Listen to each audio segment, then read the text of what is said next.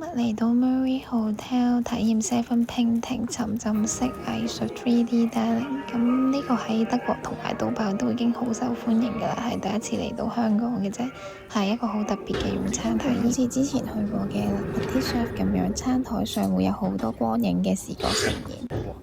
咁喺我哋食第一道菜之前呢，就有個小導遊飛出嚟呢，帶我哋去意大利望下。咁第一個介紹翻嘅藝術巨匠就係 Michelangelo。咁佢係文藝復興時期，無論係雕塑啦、畫畫定係喺建築上面，都係一個可以話係天才級嘅存在咯。嗰時我去梵蒂岡博物館呢，係全部都係賣緊佢嗰啲作品嘅 product 啦。咁佢嗰個禮堂嘅壁畫、天花板壁畫都係靚到令我覺得好震撼嘅。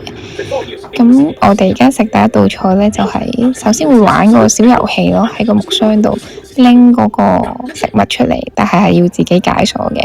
咁呢個就係第一個餸啦，就係阿拉斯加嘅蟹肉撻。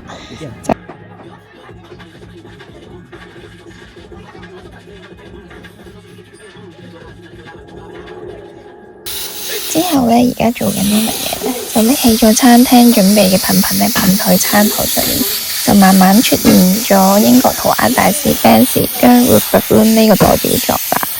咁係上第二道菜之前一啲互動嘅小遊戲啦。咁係要等一等先出現嘅。跟住呢，就有個小導遊又出現返啦。跟住佢就叫我哋篤餐台上面個心心，就消失。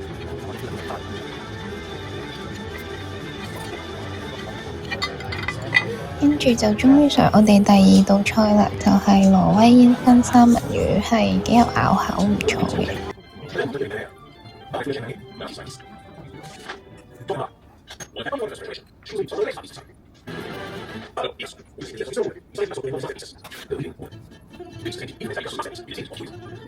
加索其中一幅最出名嘅畫哭泣的女人，一陣間係會融合去我哋第三個餸煙燻犬牙丸嘅。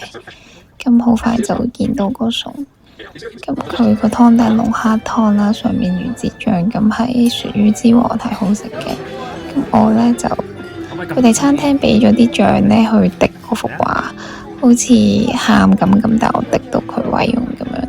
但係佢呢幅畫都係可以食得嘅。食飯嘅過程中，蒙羅麗莎會喺台頭，有時會飾演旁白，好得意。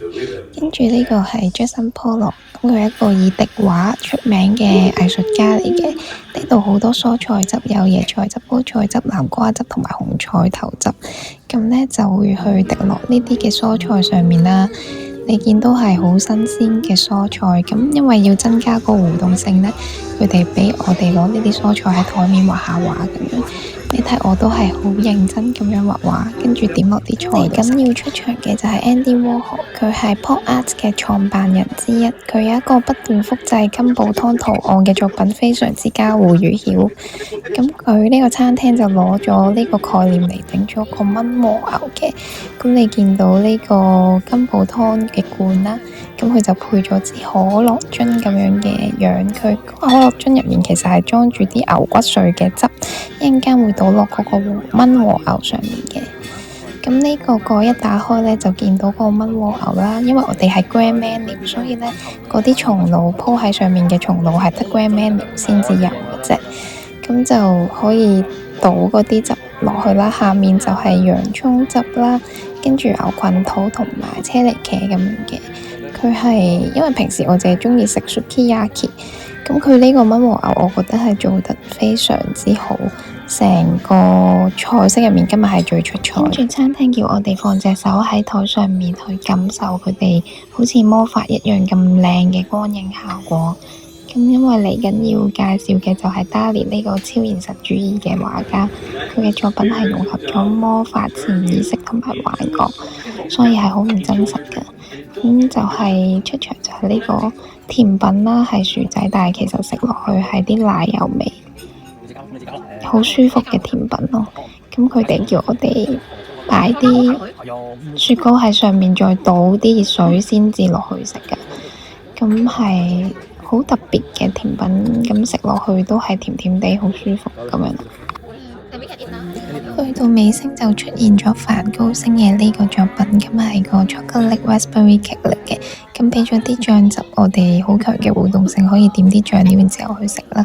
成個飯我哋係總共食咗3個鐘。